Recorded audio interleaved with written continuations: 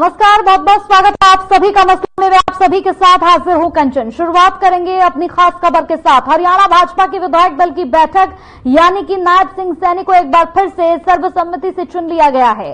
खास बात यह रही कि नायब सिंह सैनी के नाम का प्रस्ताव अनिल विज ने ही दिया। अनिल विज कई बार सार्वजनिक तौर पर मुख्यमंत्री की कुर्सी पर अपना दावा यहां पर दिखा चुके थे। कई बार वो कह रहे थे कि मुख्यमंत्री पद के लिए वही आगे रहेंगे, लेकिन फिलहाल ऐसा कुछ भी नहीं है। विधायक दल की बैठक में गृह मंत्री अमित शाह और मध्य प्रदेश के सीएम मोहन यादव बतौर पर्यवेक्षक पहुंचे थे। नायब सिंह सैनी हरियाणा के नए सीएम होंगे। प्रदेश के इतिहास में पहली बार भाजपा ने हैट्रिक लगाकर जीत हासिल की है। इस नायाब जीत के नायक बने नायब सिंह सैनी अब सीएम की कुर्सी संभालेंगे। नायब सैनी लोकसभा चुनाव से पहले सीएम की कुर्सी पर बैठाए गए थे। पार्टी ने नायब सैनी को सीएम प्रोजेक्ट कर चुनाव लड़ाया था। नायब सैनी 25 जनवरी 1970 को अंबाला के गांव मिर्जापुर माजरा में सैनी परिवार में जन्मे थे और उसके बाद से राजनीतिक सफर उनका काफी सुकून भरा रहा था। लेकिन उन्हें जो बड़ी जिम्मेदारी दी गई उसके बाद उन्होंने इस जिम्मेदारी को संभाला और हरियाणा की कमान संभालने के बाद उन्होंने हरियाणा की जनता के बीच अपनी एक छाप बनाई, जिसकी वजह से हरियाणा में उन्हें जीत मिली और इस जीत के बाद हर तरफ बीजेपी में खुशी का माहौल नजर आ रहा है। सैनी ओबीसी समुदाय से आते हैं, उन्हें संगठन में काम करने का लंबा अनुभव है। एक तरफ बीजेपी तीसरी बार प्रदेश में सरकार बनाने जा रही है, तो वहीं दूसरी तरफ कांग्रेस ने हार के कारणों की जांच के लिए समिति का गठन किया है। बीजेपी तो फिर सत्ता संभालने को तैयार है, लेकिन क्या कांग्रेस आने वाले समय के लिए इस हार से सबक लेगी? क्या कांग्रेस में मची अंतर्कलह खत्म होने का नाम लेगी या कांग्रेस समिति बनाने तक ही सीमित रह जाएगी? आज इसी पर हम चर्चा भी करेंगे।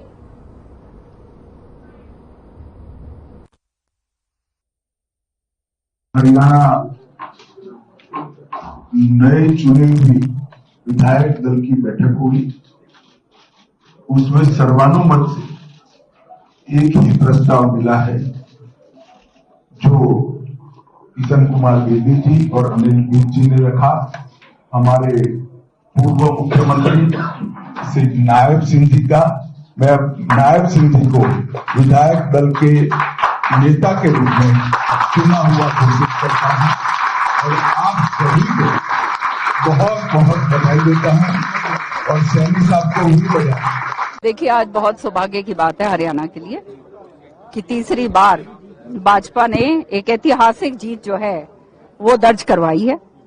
और ये इसलिए हुआ है क्योंकि सबने देख लिया कि जो सामने वाला जो विपक्ष था, कांग्रेस नाम की चीज, वो तो सारी खत्म हो चुकी थी। खाली बाबू बेटा रह गए थे और जो है एक ही चीज के लिए जो है तत्पर थे कि कौन मुख्यमंत्री बनेगा, कौन मुख्यमंत्री बनेगा। कोई नीति नहीं थी, कोई किसी तरह की जनता की सोच नहीं थी, किसी भी तरह से आगे बढ़ने वाली बात नहीं थी, पूरी तरह से क्षेत्रवाद था। नहीं, कभी मैंने मन में रखा भी नहीं, कभी रखा भी नहीं मैंने मन में कभी नहीं। जहाँ भी पार्टी मुझे चौकीदार बना देगी, मैं वो भी पूरी निष्ठा के साथ काम करूंगा। अनिल विज है मेरा नाम। हरियाणा में अभी देखा जा रहा है कमेटी बनाई गई है, क्या कारण हुए हैं, लेकिन हमें पूरा विश्वास है कि महाराष्ट्र में जो हमारा गठबंधन है वो सरकार बनाएगा। और दूसरे भी जो बाई इलेक्शंस हो रहे हैं, कांग्रेस पार्टी जीतने के लिए सारे चुनाव लड़ेगी और प्रियंका जी वायनाड से लड़ रही हैं, ये तो सबसे खुशी की बात है।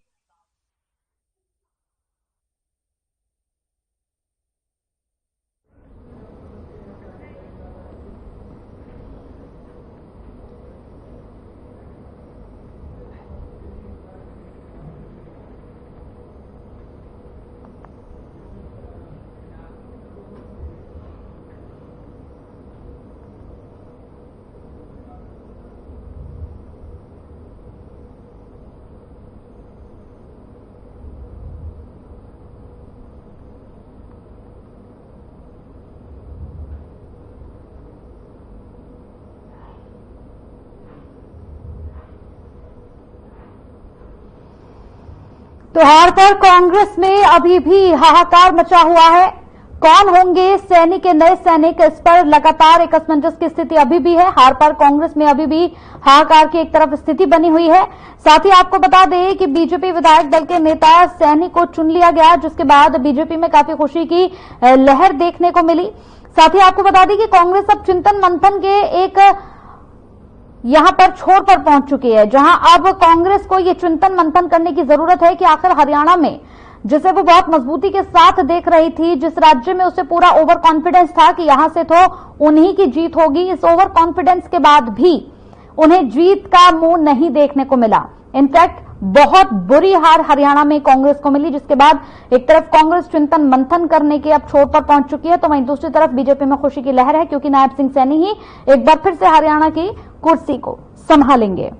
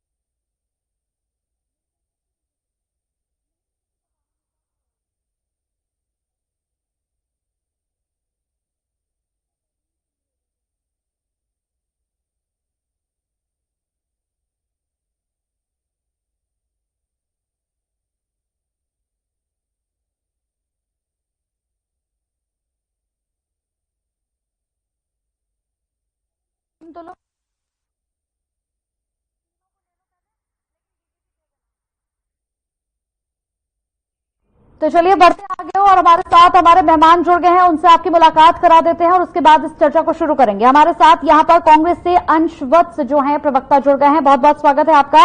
अनुसरा हमारे साथ इनेलो से जुड़ गई है, आपका भी बहुत बहुत स्वागत है। मनोज कुमार वरिष्ठ पत्रकार हमारे साथ जुड़ गए, आपका भी बहुत बहुत स्वागत है। सबसे पहले शुरुआत यहां पर मैं अंश वत्स आप ही से करूंगी। देखिए क्या था कि हरियाणा में एक ओवर कॉन्फिडेंस की स्थिति आप लोग के लिए बन गई थी, आप लोग को लग रहा था कि हरियाणा में तो जीत होगी, चाहे कहीं जीत हो या नहीं हो, लेकिन हरियाणा में तो फुल कॉन्फिडेंस में आप लोग नजर आ रहे थे, लेकिन हरियाणा में बुरी हार आप लोगों को मिली। चिंतन मंथन का समय आ चुका है सर। सबसे पहले आपके सभी दर्शकों को मेरा नमस्कार और मेरे को पैनलिस्ट को मेरा नमस्कार। देखिए हम चिंतन मंथन जो है वो हार जब होती है उसके बाद भी करते हैं, और अगर हम जीतते हैं तो भी करते हैं। अगर हम जीत रहे हैं तो क्या पहलू रहे थे जिनकी वजह से हमें जीत मिली थी, और अगर हारते हैं तो क्या पहलू रहे थे जिनकी वजह से हमें हार मिली थी।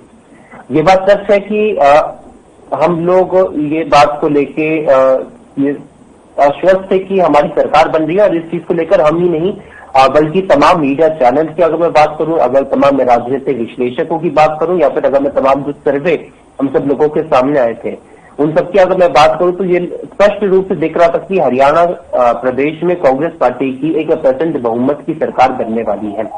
उसके बाद जो हम सब लोगों के सामने परिणाम आए उसकी हमें से किसी ने भी कल्पना नहीं की थी। तो ये कहना कि हम लोग सिर्फ हरियाणा कहीं पे जीते न जीते हरियाणा में तो जीत रहे, इस चीज पर मोहर जो थी तमाम आप सभी लोगों के सर्वे ने, राजनीतिक विश्लेषकों के जो उन्होंने अपना विश्लेषण किया था उसमें भी ये दिख रहा था।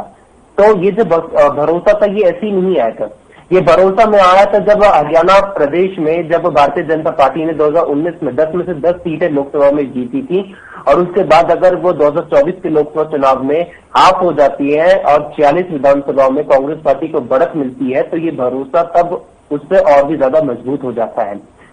जिस प्रकार से तमाम जनता का मिजाज सामने आ रहा था, जिस प्रकार से तमाम वर्ग जो थे भारतीय जनता पार्टी के खिलाफ आंदोलन कर रहे थे, उससे हमारी इस विश्वास पर और भी ज्यादा मोहर लग रही थी। तो हम लोग तो हमारे नेता ने राहुल गांधी जी ने और मल्लिकार्जुन खड़गे जी ने इसकी समीक्षा भी की थी, और उन्होंने फैक्ट फाइंडिंग कमेटी का गठन भी किया है और उस पर तमाम पहलुओं पर हम लोग चर्चा भी करेंगे।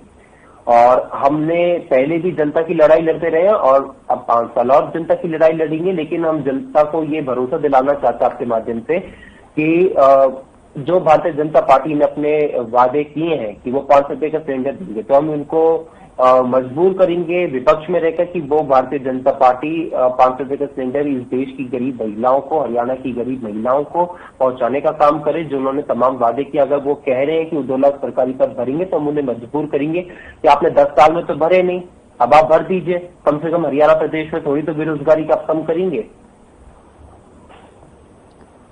ठीक है, हमारे साथ इनेलो से अनुसुरा जी भी बने हुए। अनुसुरा जी, अब आपसे मेरा बहुत सीधा सा सवाल है। देखिए, क्या है कि हरियाणा में जो चुनाव हुआ उस चुनाव ने बहुत कुछ सिखाया है, बहुत कुछ यहां पर देखने को मिला उस चुनाव में। किसी की हार हुई, किसी की जीत हुई, ये कोई बड़ी बात नहीं है। हार जीत तो 2 पहलू है, किसी को जीतना पड़ता है तो कोई हार भी जाता है, लेकिन बहुत कुछ बदलने को यहां पर देखा गया। बहुत कुछ, एक माहौल जो था वो माहौल पूरी तरह से बदल गया है।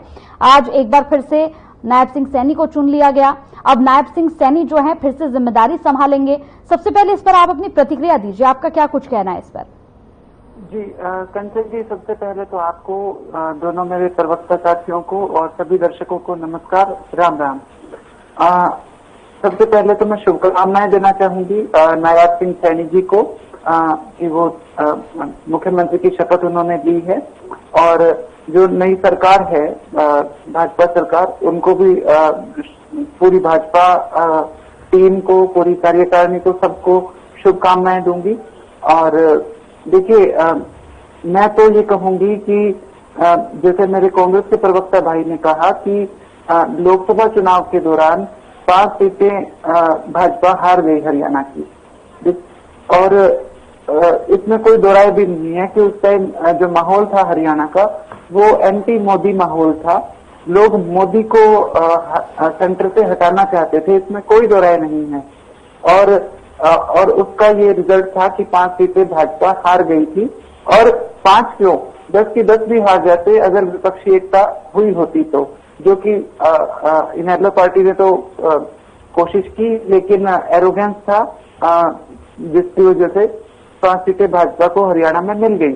और वो सिर्फ मोदी विरोध की वजह से, एक सेंट्रल पार्टी होने के नाते, और गठबंधन भी हो गया था इनका, इंडिया गठबंधन करके, उस करके पब्लिक उस तरफ चली गई थी। लेकिन उन 5 सीटों को लेके कांग्रेस को ये वहम हो गया था कि हरियाणा अब हमारी मुट्ठी में आ गया, जबकि ऐसा नहीं था।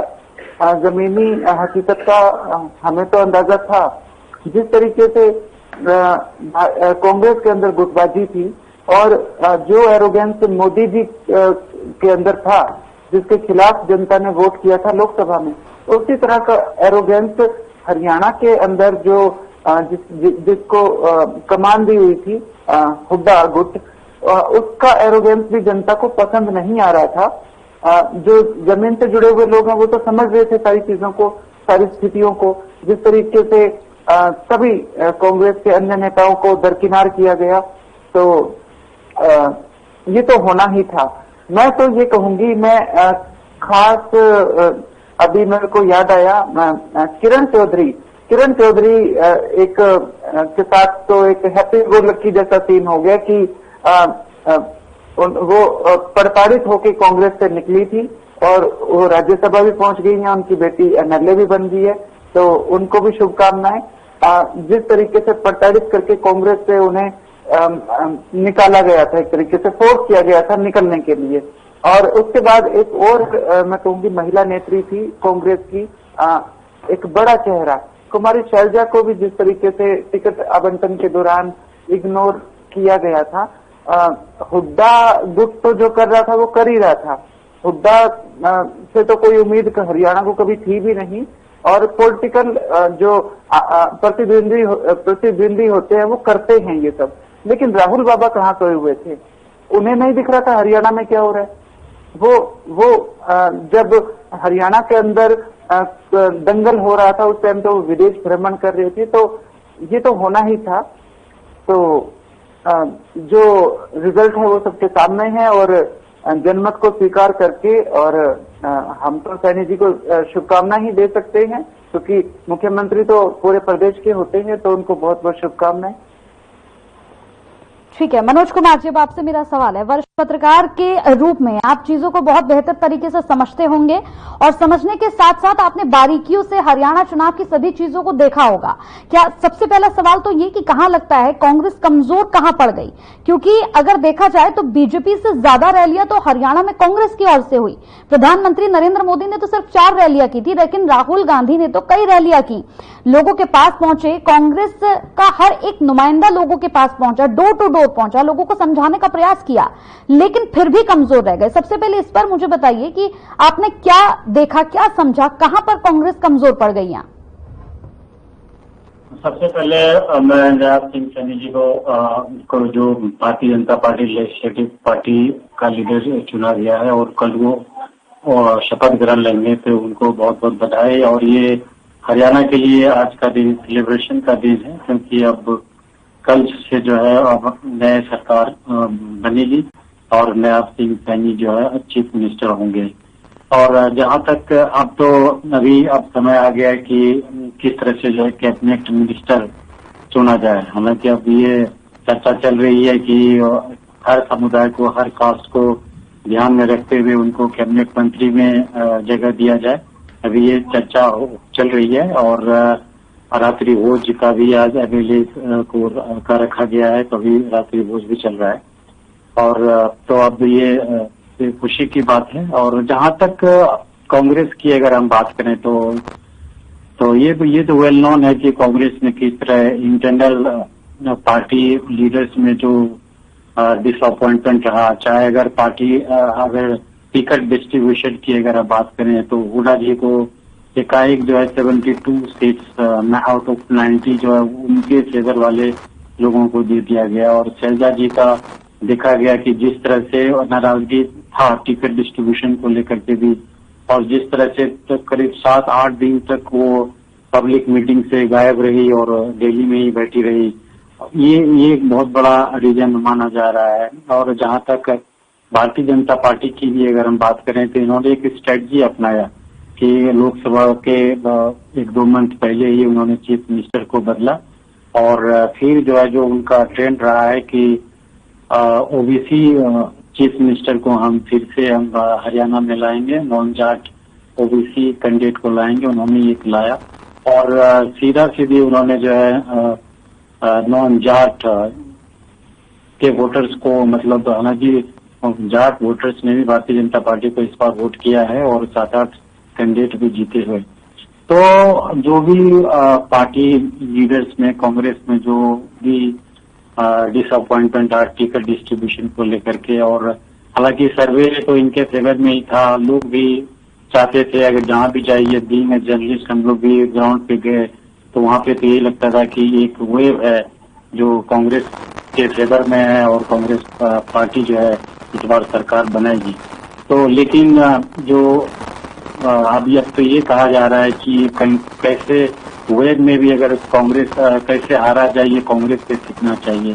तो कांग्रेस को ये समझना चाहिए आने वाले 2 इलेक्शन आने वाला है, जैसे महाराष्ट्र और झारखंड में भी इलेक्शन आने वाला है। तो हरियाणा से मुझे ऐसा लगता है कि सीख लेना चाहिए कि हम जो है लीडर्स जो आपस में ना लड़े। जैसे रेबल्स की अगर हम बात करें तो लगभग 17 सीटों पर ऐसा रहा जहां पे कांग्रेस के रेबल्स थे और वो 2 नंबर पे थे और उन्होंने कांग्रेस के कैंडिडेट को ही हरा दिया। अगर मान लीजिए 50% भी अगर रेबल्स को मनाने में अगर सफल हो जाता कांग्रेस पार्टी, तो शायद आज जो है कांग्रेस पार्टी की सरकार होती। तो ये सब चीज समय आ गया है कि सीख लेना चाहिए। पीपल आपके लिए सपोर्ट भी कर रहा है, उसके बावजूद भी आप तो अपने में ही जो है लड़ते। एक छोटा सा और सवाल, जैसे कि हमने देखा हरियाणा में कांग्रेस को जिस तरह से हार का सामना करना पड़ा, उसके बाद अब कांग्रेस की ओर से ये भी कहा जा रहा है कि भाई ठीक है, हरियाणा में अगर हार का सामना करना पड़ा है तो झारखंड और महाराष्ट्र में हम अपनी सरकार बनाएंगे। आपको लग रहा है इतना आसान है रास्ता? जब आप हरियाणा का रास्ता भी तय नहीं कर पाए, जहां पर आपको पूरा कॉन्फिडेंस था कि यहां पर आपको जीत मिलेगी, सत्ता मिलेगी, वहां आप नहीं जीत पाए, तो झारखंड और महाराष्ट्र में आपको लगता है कि सीटों को लेकर वहां बात बन पाएगी? क्योंकि बात तो हम देख रहे थे हरियाणा में भी बन रही थी आम आदमी पार्टी से, लेकिन बन नहीं पाई। हाँ, आपने सही बोला कि जिस तरह से हरियाणा में जो है कोलिशन पार्टनर्स नहीं बना पाए। आम आदमी पार्टी चाह रही थी, समाजवादी पार्टी भी 1-2 सीट चाह रही थी कांग्रेस से कि 1-2 सीट जो अहिरवाल एरिया में है वहाँ पे दे दिया जाए, तो शायद कुछ वोट भी बढ़ जाता हो सकता था, क्योंकि बहुत सी जगह ऐसा है 2000-3000 वोट्स के अंतराल से जो है कांग्रेस हारी है। तो आपने सही बोला कि महाराष्ट्र और झारखंड वहाँ पे ऐसा नहीं लग रहा कि कांग्रेस के लिए आसान होगा, क्योंकि वहाँ पे सीट शेयरिंग को लेकर के जो शिवसेना हो चाहे वह एनसीपी हो, और अभी भी जो है कांग्रेस वहाँ पे बोल रही है कि जिनका ज्यादा सीट होगा वही चीफ मिनिस्टर बनेगा, जबकि शिवसेना वहाँ पे बोल रही है कि नहीं, उद्धव ठाकरे बोल रहा है कि नहीं पहले जो उद्धव ठाकरे को चीफ मिनिस्टर घोषित किया जाए। तो यही चीज है झारखंड में भी वहाँ पे होगा कि झारखंड में ले लीजिए कि वहाँ पे कांग्रेस है, आरजेडी है, वहाँ भी जो है सीट शेयरिंग को लेकर के प्रॉब्लम हो सकता है। तो अब आने वाले समय में इस पे डिपेंड करेगा कि इंडिया ब्लॉक जो बना था बीजेपी के खिलाफ, अगर वो सक्सेसफुली सीट शेयरिंग में अगर समझौता हो जाता है तो ठीक रहेगा। अदरवाइज क्योंकि हरियाणा जैसे ईजी जगह पे जहाँ पे मतलब इतना जो भी सर्वे आया था उसमें 70, 80, 65, 55 से तो कोई कम बोल ही नहीं रहा। ठीक है, वहाँ पे अगर 10 सीट से कम रह जाए तो आने वाले समय रियली डिफिकल्ट होने वाला है। ठीक है। हमारे साथ बीजेपी से राम राजा जी भी बने हुए हैं फोन लाइन पर। आपको आवाज मिल रही है मेरी? जी जी जी जी, अब आपसे मेरा सवाल है। सबसे पहले स्वागत आपका। उसके बाद सवाल ये कि देखिए, अब तक जो आपकी पार्टी में भी हम देख रहे थे, अनिल विज जी कह रहे थे कि मैं दावेदारी में सबसे आगे हूं, लेकिन वो असमंजस की स्थितियां भी अब खत्म हो गई हैं। एक बार फिर से नायब सिंह सैनी ही मुख्यमंत्री होंगे अब हरियाणा के। क्या कहेंगे इस पर? सबसे पहले आपकी प्रतिक्रिया। देखो, लोकतंत्र में इच्छा जाहिर करना कोई बुरी बात नहीं होती। हम तो पहले भी आपके चैनल पर भी कहते रहे हैं जी, तो हमारी पार्टी सबसे बड़ी पार्टी है, विश्व में सबसे बड़ा संगठन है और हमारी पार्टी सबसे अनुशासित पार्टी भी है। इच्छा जाहिर तो देखो, जो हर एक आदमी का अधिकार है वो इच्छा जाहिर करे, हर एक आदमी बनना चाहता है। लेकिन हमारे संगठन में हमारे चाणक्य, विश्व के सबसे मजबूत हमारे गृह मंत्री जो चाणक्य की भूमिका में है और मैं समझता हूं बहुत ही मिलनसार हैं, वो पंचकुला में आए थे। उस टाइम में भी डिक्लेयर कर दिया था कि नायब सिंह सैनी जी हमारे अगले मुख्यमंत्री होंगे, इन्हीं की अध्यक्षता में हम चुनाव लड़ेंगे।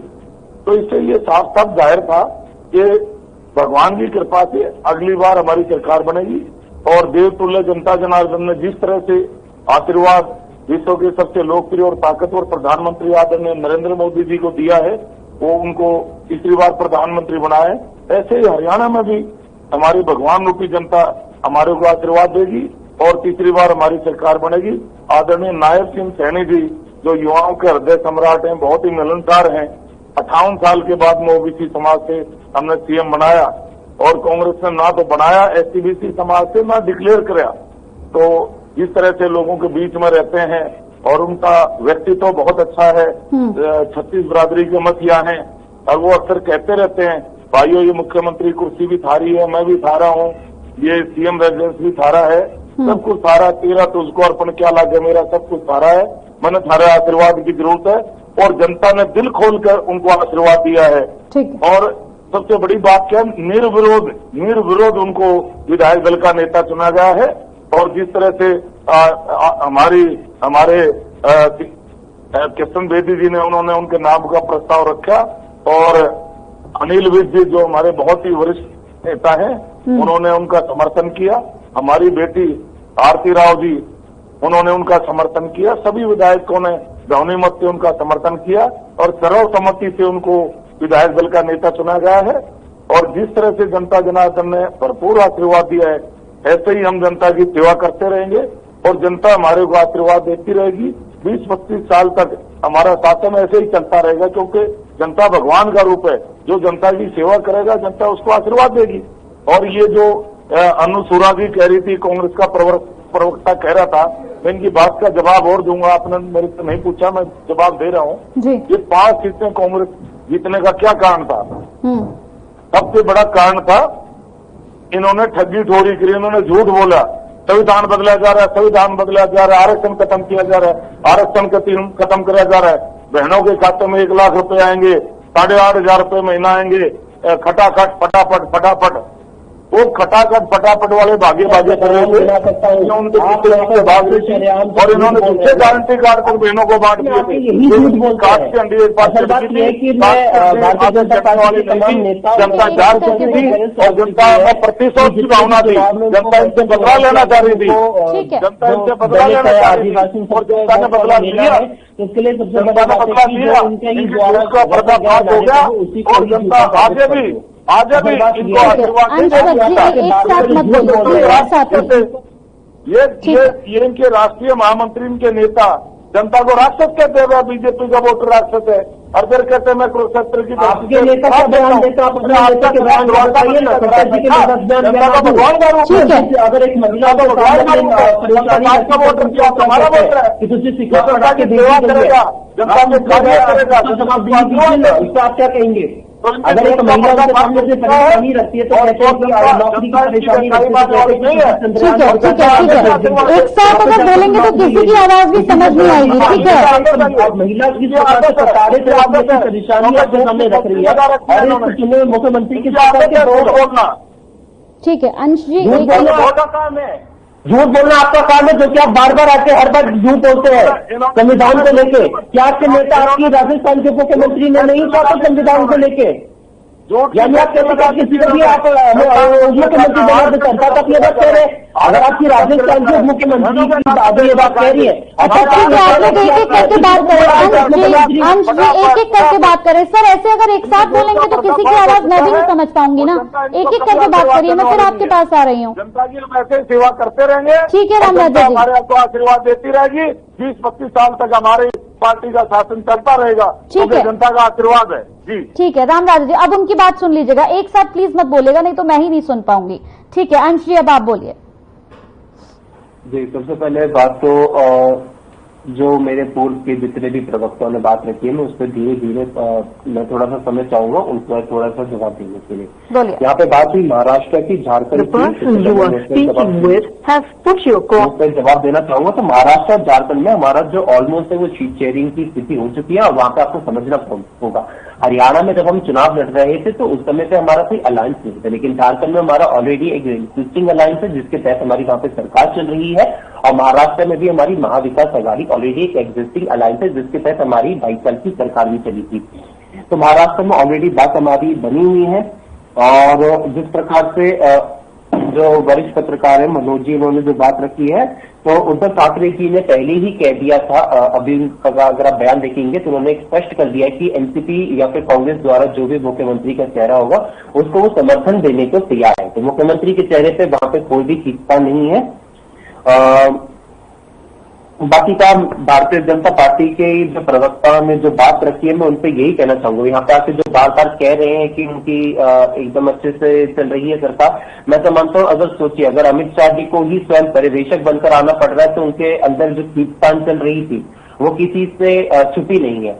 तो अमित शाह जी को अगर स्पष्ट रूप से आना पड़ रहा है पर्यवेक्षक बनकर, तो आप सब लोग समझदार हैं। अनिल विज जी अगर ये बयान कहते हैं कि मैं अगर चौकीदार भी अगर मुझे पार्टी बना देगी तो मुझे वो भी स्वीकार है, अर्थात आप सोचिए उनकी पार्टी में उनके नेताओं का क्या सम्मान है कि वहां पे वो उनकी जो हैसियत है वो चौकीदारी तक है। यहाँ पे हम तमाम जो नेता थे उनको हमने पूरा मान सम्मान देते थे। आज सुशाम की जनता, भिवानी महेंद्रगढ़ की जनता पूछना चाहते हैं श्रुति चौधरी से, किरण चौधरी जी से, आप जब कांग्रेस पार्टी में था तब आप मुख्यमंत्री पद की रट लगाए बैठते थे, आज जब आप भारतीय जनता पार्टी में गए, क्या आप कल मुख्यमंत्री कल आप क्या मंत्री पद की शपथ लेंगे? क्या आप मंत्री पद आपको मिलेगा या सिर्फ आपने एक राज्यसभा सीट से ही आप एक संतुष्ट होकर बैठ जाएंगे? सबसे बड़ा सवाल ये है। कुलदीप बिश्नोई जी जब कांग्रेस पार्टी में थे तब आप उन्होंने अध्यक्ष पद की रट लगाए बैठे थे, भारतीय जनता पार्टी में आए तो उसके बाद ना ही मंत्री पद मिला ना ही कुछ मिला, और किस प्रकार से भारतीय जनता पार्टी में उनके नेताओं का अपमान होता है ये किसी से छुपा नहीं है। यहाँ पे मैंने इतने सारे उनके वक्तव्यों की बात करी, यहाँ पे कुलदीप बिश्नोई जी जब उनके बेटे भव्य बिश्नोई जी आदमपुर से चुनाव जीते थे उपचुनाव, उसके बाद उन्होंने कहा था कि हम एक मंत्री पद डिजर्व करते हैं, लेकिन असल बात यह कि उनको एक भी मंत्री पद नहीं दिया गया, न ही कुलदीप बिश्नोई जी को कोई मान सम्मान मिला उसके बाद, न ही उनके बेटे को कोई मान सम्मान मिला। अशोक तंवर जी आपके पार्टी में गए, कांग्रेस पार्टी में जब वो थे उनको कितना सारा मान सम्मान मिला, यूथ कांग्रेस के राष्ट्रीय अध्यक्ष रहे, एनएसवाई के राष्ट्रीय अध्यक्ष रहे और हरियाणा प्रदेश कांग्रेस कमेटी के वो प्रदेश अध्यक्ष रहे। भारतीय जनता पार्टी में जाने के बाद उनको क्या मान सम्मान मिला, आज वो भारतीय जनता पार्टी के प्रवक्ता बता नहीं पाएंगे। और आईएनएलडी की प्रवक्ता जो कांग्रेस पार्टी पे टिप्पणी कर रही है, आज किस प्रकार से बीएसपी पे, मैं उनपे भी बोलना चाहूंगा, किस प्रकार से बीएसपी उनपे ही आईएनएलडी पे आरोप लगा रही है एक दूसरे पे कि हमारा वोट उनको तो ट्रांसफर हो गया, लेकिन कहीं ना कहीं ठीक है एक दूसरे पे तो उस पर वो कांग्रेस को तो टिप्पणी नहीं करे, इसलिए मैं यही कहना ठीक है। कांग्रेस के साथ एक सबसे बड़ी समस्या यही है कि कांग्रेस आत्मचिंतन ना करके हमेशा से दूसरे पर आरोप लगाती है। ये एक सबसे बड़ी समस्या है कांग्रेस के साथ। इसमें ऐसा नहीं है कि आप इसे नकारेंगे, अभी समय आत्मचिंतन करने का है कि इतनी बड़ी हार का सामना आप लोगों को क्यों करना पड़ा। यहाँ तो कॉन्फिडेंस था ना। नहीं अंश जी सुनिए मेरी बात, मैंने आपको पूरा समय दिया है, पूरा समय दिया है सर, बोलने का मौका भी दूंगी। आप यहाँ पे जो कह रहे हैं, ठीक है, अभी जरूरत है आत्मचिंतन करने की जरूरत है। अभी अगर आप आरोप प्रत्यारोप में लग जाएंगे तो अभी चुनाव आगे और भी हैं, और भी राज्यों के होने हैं। अभी आत्मचिंतन करिए कि कहां पर कमी रह गई है, फिर लौटती हूँ आपके पास। ठीक है अनुसरा जी आप पर वो टिप्पणी कर रहे हैं, ठीक है सर मैं फिर लौटती हूँ। अनुसरा जी आप पर वो टिप्पणी कर रहे हैं, जवाब दीजिए उन्हें। जी कांग्रेस की तो अभी हालात ऐसे नहीं है कि इन पे टिप्पणी भी करी जाए, अभी थोड़ा परेशानी में है कांग्रेस। मैं ये कहूंगी कि हरियाणा की जनता ने स्पष्ट कर दिया है कि जिस तरीके से लोकसभा चुनाव में 5 सीटें भाजपा की छीनी कि हमें मोदी जी नहीं पसंद हरियाणा की जनता को, और फिर विधानसभा में जो मैंडेट आया है उसमें बहुत स्पष्ट तौर पर बता दिया कि हरियाणा में हमें हुड्डा नहीं चाहिए। अब ये दोनों ही पार्टियां इस बात को समझेंगी तो बेहतर रहेगा, अपनी कमियों को सुधारेंगी तो बेहतर रहेगा। किया था कि देश के अंदर भाजपा के विरोध में एक मोर्चा बनना चाहिए। अगर उसके अंदर नीतीश जी भी थे, बहुत सारे नेता थे, नीतीश जी स्पेशली मैं कहूंगी क्योंकि बाद में इन्होंने क्या किया, और हमने स्पष्ट तौर से कहा था हरियाणा के 5 बार के मुख्यमंत्री ने, जो कि हमेशा कांग्रेस के खिलाफ सरकार बनाते थे, उन्होंने कहा था कि देश के हित में हम कांग्रेस को भी इसमें शामिल करेंगे, हमें कोई आपत्ति नहीं है। लेकिन एरोगेंस इनका कहते कि नहीं, इनेलो ने जिस चीज की शुरुआत करी उसको हाईजैक कर लिया और हाथ से निकल गए नीतीश कुमार जी, और नतीजे आपके सामने है। तीसरी बार मोदी जी ने शपथ ली, और उसी तरीके से जो एरोगेंस कांग्रेस में था वही एरोगेंस अब इनको ले डूबा। हरियाणा के अंदर भी ये विधानसभा चुनाव से करने कहते हैं हम तो अकेले ही सक्षम हैं, हम तो अकेले ही सक्षम हैं, अकेले सक्षम अगर हैं तो अकेले ही बैठो विपक्ष में। इन्होंने शपथ दिलवाई है, चाहे मोदी को दिलवाई हो चाहे अब सैनी साहब को दिलवाएंगे। ठीक है मनोज जी, सबकी बातों को सुना आपने, क्या कहेंगे? मैं तो यही कहूंगा कि कांग्रेस को अभी जस्ट डिफीट मिला है, इनको आत्ममंथन करना चाहिए कि क्यों जो है ऐसा हुआ, और जो भी लीडर रिस्पॉन्सिबल थे, जैसे अगर मतलब 17 असेंबली सीट्स पे जहाँ पे रेबल कांग्रेस के खड़ा थे, तो वो अगर शायद उनको बैठा देते, चाहे वो क्यों नहीं बैठे, क्या हुआ, ये इस तरह का मंथन करना चाहिए। अब देखिए 7-8 दिन लगभग हो गया, 5-6 दिन लगभग हो गया, और अभी तक कोई रिस्पॉन्सिबिलिटी लेने के लिए तैयार नहीं है कि डिफीट क्यों हुआ, सिर्फ बोल रहे हैं कि मैं मंथन कर रहा हूँ। अभी देखिए लीडर ऑफ अपोजिशन का चुनाव के लिए फिर से जो है गुटबाजी होने लगा, ग्रुपिज्म होने लगा, और अभी बताया जा रहा है कि आज भूपेंद्र सिंह हुड्डा जी जो भी उनके लाइक माइंडेड एमएलए थे उनके साथ मीटिंग किया है, और शायद उनके जो एमएलए सपोर्टर थे उन्होंने बोला है कि भूपेंद्र सिंह हुड्डा फिर से लीडर ऑफ अपोजिशन बनेंगे। फिर जो है मतलब अभी ज्यादा दिन हुआ भी नहीं है, फिर से गुटबाजी फिर से शुरू हो गया। तो पहले आत्म मंथन करना चाहिए। अगर हुड्डा जी के नाम पे ये इलेक्शन था तो उनको आगे आके रिस्पॉन्सिबिलिटी लेना चाहिए, या उनको आगे आके मीडिया को ब्रीफ करना चाहिए कि क्या रीजन हुआ, क्यों डिफीट हुआ, या उनके नाम से अगर वोट नहीं मिला तो उनको रेजिग्नेशन देना चाहिए, या इस तरह का कुछ तो स्टेप हो। चाहे राहुल गांधी को भी एक इंटरनल मीटिंग बुलाया गया, इसको जो है मतलब कितना टाइम लीजिएगा, फिर एक के बाद दूसरा इलेक्शन सामने आ रहा है। अगर लोकसभा इलेक्शन की अगर हम बात करें तो उसमें भी अगर INLD से अगर समझौता हो जाता तो शायद कुरुक्षेत्र में जो है एक और सीट कांग्रेस जो इंडिया ब्लॉक जो है वो जीत जाती, क्योंकि अभय सिंह चौटाला जी को लगभग 80,000 वोट वहां से मिला था। और INLD चाहता भी है कि हम जो इंडिया ब्लॉक में शामिल हो जाएं। तो यही सारी छोटा छोटा कमियां हैं जो शायद अगर कोर्स करेक्शन करे कांग्रेस पार्टी। आप देखिए महाराष्ट्र में भी बोल रहे हैं कि कोई डिफरेंसेस नहीं है, वहां जो उद्धव ठाकरे एक ग्रुप बोल रहे हैं कि नहीं पहले मेरा नाम उद्धव ठाकरे का नाम डिक्लेयर करो कि चीफ मिनिस्टर ये होगा। हमारे जो अभी कांग्रेस के जो व्यक्ति हैं ये बोलते हैं नहीं कोई तो इशू ही नहीं। तो जब तक आप एक्सेप्ट नहीं कीजिएगा कि हमारे सामने वाले जो पार्टी है कोलिशन में है वो क्या चाहता है, जब उससे आप मीटिंग कीजिए, कैसे रिजॉल्व कीजिएगा, एक कमेटी बनाइए। हालांकि अभी टाइम है, इलेक्शन में अभी थोड़ा टाइम है, हो सकता है कि लोग मीटिंग भी आने वाले समय में करें। लेकिन जो पहले से ही जो अनुसुरा जी मैं आपके पास आती हूँ, लेकिन उससे पहले अंश वत्स जी कुछ कहना चाह रहे हैं, बोलिए अंश जी। नहीं, मैं एक्चुअली यही कहना चाह रहा हूँ कि जो हमारे वरिष्ठ पत्रकार कह रहे हैं महाराष्ट्र, पहली बात तो शायद अनुसुरा जी कुछ कहना चाह रही थी शायद पे, बाकी का मैं यही इनका जवाब देना चाहूंगा जो मनोज जी कह रहे थे कि हमारी प्रदेश इकाई जो है गठबंधन की वो तीनों जो है वो मीटिंग कर रही है और ऑलमोस्ट हमारा जो है वो तैयार हो चुका है। तो जल्द ही कुछ दिनों में आपको घोषणा औपचारिक रूप से मिल जाएगी सीट शेयरिंग पे। बाकी का अनुसुरा जी अगर कुछ कहना चाहेंगे तो जी बोलिए। अनुसुरा जी बोलिए। कहना चाहूंगी कि हमारे जो कांग्रेस के प्रवक्ता भाई हैं ये बहुत सॉफ्ट स्पोकन है और ये जो लड़ाई है पॉलिटिकल, आपकी भाषा अच्छी है, ये भाषा अगर हुड्डा साहब की होती तो आज स्थितियां ये नहीं होती। मैं ये कह रही हूँ, हमने इतिहास पे एक बार इतिहास को भूल के कांग्रेस की इज्जत की थी कि आप एक गठबंधन बना रहे हैं सेंट्रल लेवल पे भाजपा के खिलाफ, उसके अंदर हम इतिहास को भूल के भी आपके साथ शामिल होंगे सिर्फ इसलिए क्योंकि मोदी जी ने जो किसानों पे अत्याचार किया, किसान क्या हर वर्ग पे अत्याचार किए थे, लेकिन इन्होंने एक नहीं सुनी। और जैसा कि अभी बताया कि एक सीट कुरुक्षेत्र की बढ़ती, सिर्फ एक नहीं सर, माहौल बनता, सीटें काफी बढ़ती और एक पॉजिटिविटी हरियाणा की जनता में आती और भाजपा बिल्कुल साफ हो जानी थी।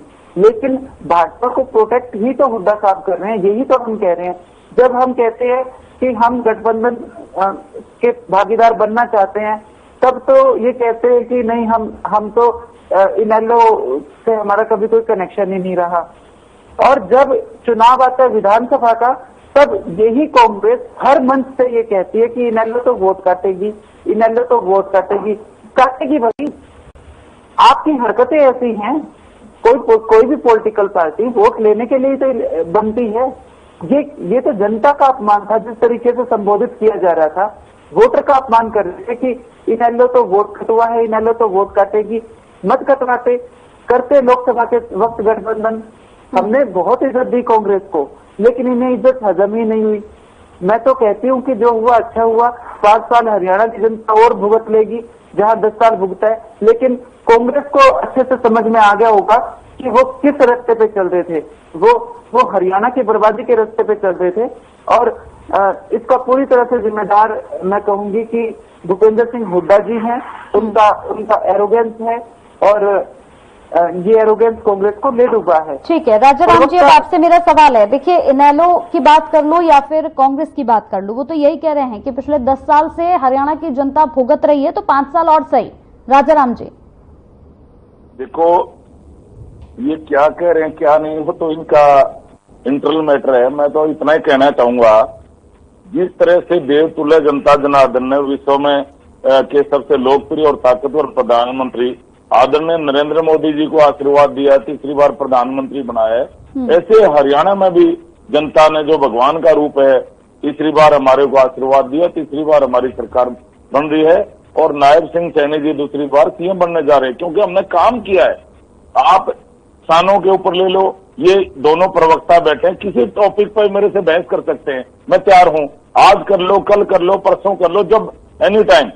दूसरा क्या है, कांग्रेस वालों ने क्या किया किसानों के बारे में, इन्होंने किसानों की जमीन को हड़पया, सेक्शन 4(6) का नोटिस समाया, सस्ते भाव में जमीन हड़पी, महंगे भाव में बिल्डर को बेचती, 1-1, 2-2 रुपए के चेक प्राकृतिक आपदा में इनके टाइम में आते थे।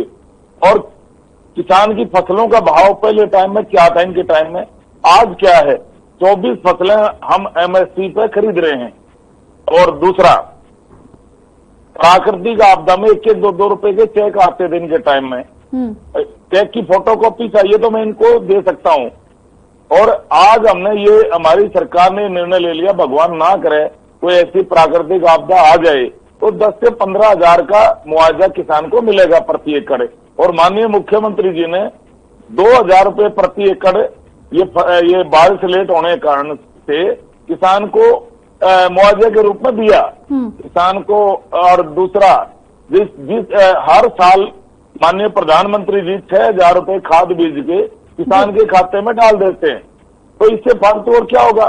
किसानों के बच्चों को इन्होंने रोजगार भी नहीं दिया, किसान और मजदूर के बच्चों को। इनके टाइम में कैसे भर्तियां होती थी, परिवारवाद, क्षेत्रवाद, भाई भतीजावाद, जातिवाद, इस आधार पर इनके टाइम में नौकरियां मिलती थी। आज किसान का बेटा, मजदूर का बेटा, गरीब का बेटा, जिसकी 3 पीढ़ी खाली चली गई, कोई चपरासी नहीं लगा था, आज मेरिट के आधार पर बिना खर्ची बिना प्रति के क्लास 1 अफसर लग रहा है। ये हमारी सरकार की उपलब्धि है, ये नायब सिंह सैनी सरकार कर रही है, ये हमारी सरकार कर रही है। इनके टाइम में देख लो आप, सारी भर्तियां मुख्यमंत्री के क्षेत्र की हुई थी।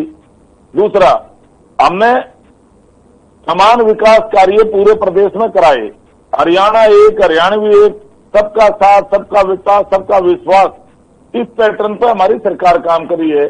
और मुख्यमंत्री जी का व्यक्तित्व तो आपको पता ही है, जैसे मैंने आपको बताया था भाई, वो 24 घंटे दरवाजे खुले रखते हैं। भाई कोई भी आदमी आओ, आप कभी भी मिल सकते हैं, you are welcome any time, इसी टाइम आप मिल सकते हैं। जिस तरह से वो जनता के बीच में रहते हैं, वह जन जन के चेते हैं, जन जन के लाडले हैं, उनका व्यक्तित्व तो जन जन को भा रहा है और वो इतने पॉपुलर होते जा रहे हैं। आगे भी 20-25 साल हमारी सरकार आएगी, क्योंकि हम तो जनता की सेवा कर रहे हैं, जनता को भगवान मानते हैं। जी ठीक है, अनुसुरा जी बोलिए।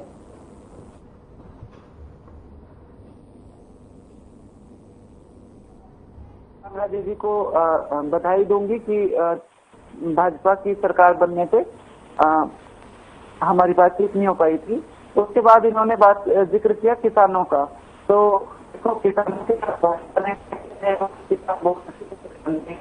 फिलहाल तो की सरकार है, तो आपसे यही उम्मीद है कि धान उठा लीजिए, ये बड़ी मेहरबानी होगी। लगभग हर जिले में किसान परेशान है, धान मंडियों में आया हुआ है और बिक नहीं रहा है। उसके बाद इन्होंने कहा कि हमने जो बच्चे, किसान मजदूर के बच्चे चपरासी भी नहीं लगते थे, वो हमने क्लास 1 ऑफिसर लगा दिए। तो पहली बात तो इनको ये बता दूं कि बिल्कुल ठीक कहा आपने, चौटाला साहब के राज्य में किसान मजदूर के बच्चे चपरासी नहीं लगते थे, IAS ऑफिसर तक लगते थे। चपरासी तो अब आपकी सरकार जब से 10 साल से आई है, तब से ग्रुप C और ग्रुप D की भर्तियों में चपरासी ही लगा रहे हो हरियाणा के बच्चों को। तो ग्रुप 1 और ग्रुप A और B की नौकरियां तो सारे दे रहे हो गुजरातियों को, जो हकीकत है। और अब डोमिसाइल की समय सीमा भी घटा दी है, अब तो सारे ही बाहर के लगाने की तैयारी कर ली है। डोमिसाइल कोई भी बाहर से आएगा तुरंत डोमिसाइल बन जाएगा, और सारी नौकरियां अब तो हरियाणा प्रदेश के बच्चों का तो हक मार रहे हो। असली बात तो बोलते नहीं है, बस इनका तो एक ही रखता है, देव तुल्य और हमारे परम तुल्य श्री श्री 1008। ऐसे नहीं होता, ये सबको पता है कि नौकरियां किसको मिल रही हैं। गुजराती भर रहे हो पूरे हरियाणा के। किसान मजदूर के बच्चों को IAS ऑफिसर तो चौटाला साहब ने लगाया था। ठीक है, ठीक है। अंश जी बोलिए, लास्ट कमेंट है आपका।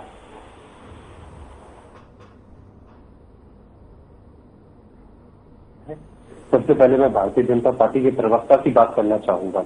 वो यहाँ पे बैठ के काम करने की कहते कि उन्होंने काम किया है। मैं पूछना चाहता हूँ आपने क्या काम किया है? अगर चुनाव की घोषणा होने से कुछ समय पहले अगर आप 500 रुपए के सिलेंडर की आप कहते कि हम वो देंगे महिलाओं को, तो पूछना चाहता हूँ कि आप इस काम के आधार पर जनता के बीच में जाना चाहते हैं? और अगर आपने काम किया है तो आपके किसी भी नेता ने, चाहे बात में अमित शाह जी की कर लूं, मोदी जी कर लूं, उन्होंने क्यों खट्टर जी को गायब किया? जो 9.5 साल जो थे वो हरियाणा के मुख्यमंत्री रहे, तो उनके आपने बैनर तक पे फोटो तक नहीं लगाया था, उनके काम का जिक्र तक नहीं कर रहा था। अगर मैं भाजपा के प्रवक्ता की बात सुनूं तो वो सैनी जी के 6 महीने के काम की बात कर रहे हैं, लेकिन 9.5 साल जो हरियाणा की जनता ने सहा है उसकी बात आप क्यों नहीं कर रहे हैं? उसका आप जवाब देखिए जाइए। यहाँ पर आप बैठ के किसानों की बात कर रहे हैं और आप कह रहे हैं कि जैसे अनुसूरा जी ने कहा कि चपरासी नहीं लगता है, जो भी भाजपा के प्रवक्ता बोलते हैं, मुझे ऐसा लगता है कि इनको रट के भेज दिया जाता है कि आपको ये लाइन बोलनी है, ये चीज आपको बोलनी है।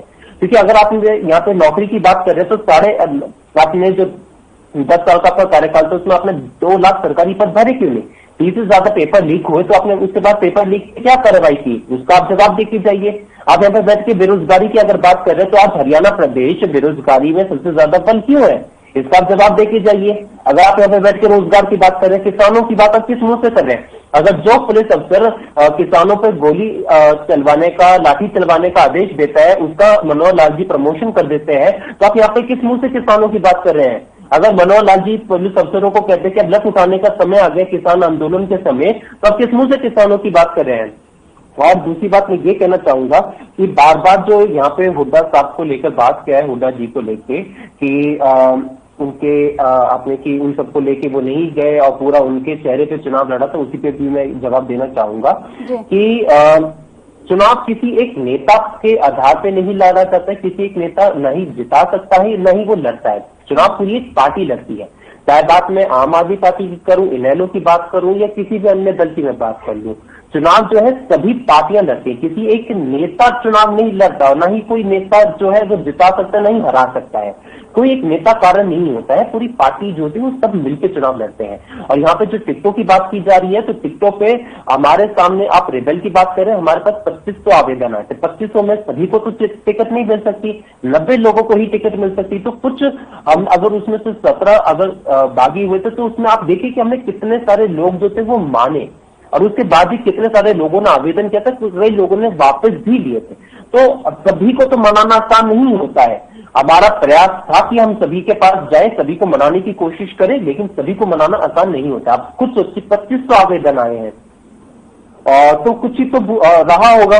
रही बात बार बार जो INLD के साथ गठबंधन को लेकर की जा रही थी, तो उससे मैं यही कहना चाहूंगा कि INLD को जिस प्रकार से लोकसभा चुनाव के समय पे उनकी जो जमानत जब्त हो गई थी, अपना खाता नहीं खोल पाए थे, जो उनका प्रदर्शन रहा था लोकसभा चुनाव के समय पे, वो सभी ने देखा। और जिस प्रकार से विधानसभा चुनाव में वो सिर्फ 2 सीट ला पाए, तो उससे जो है उनका प्रदर्शन जो है हरियाणा की जनता के सामने वो बार बार आ रहा है। ठीक है, ठीक है। आपने पहले तो आपका ठीक है सर, मेरे पास समय की कमी। अनुसूरा जी मैं इसी एरोगेंस की बात कर रही थी, आखिरकार मुंह से निकल गया ना कि इन लोगों की जमानत जब्त होगी लोकसभा चुनाव में।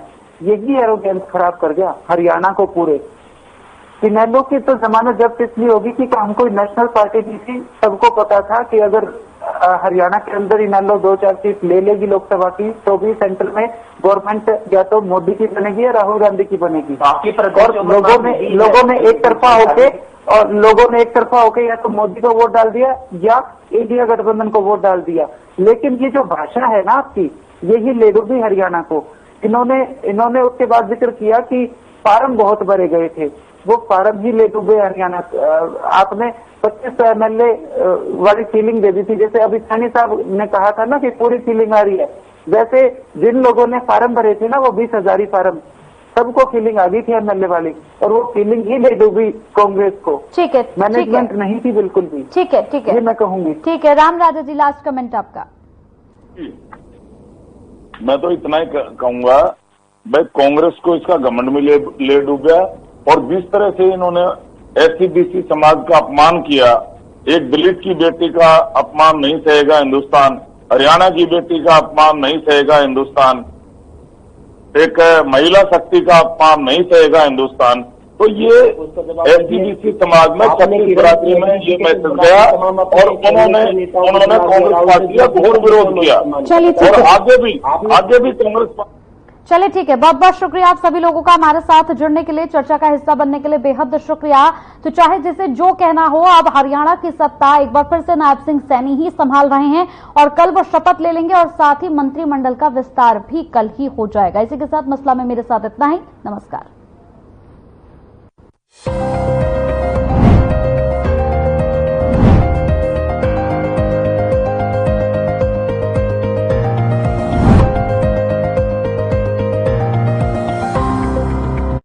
क्या रंग खिला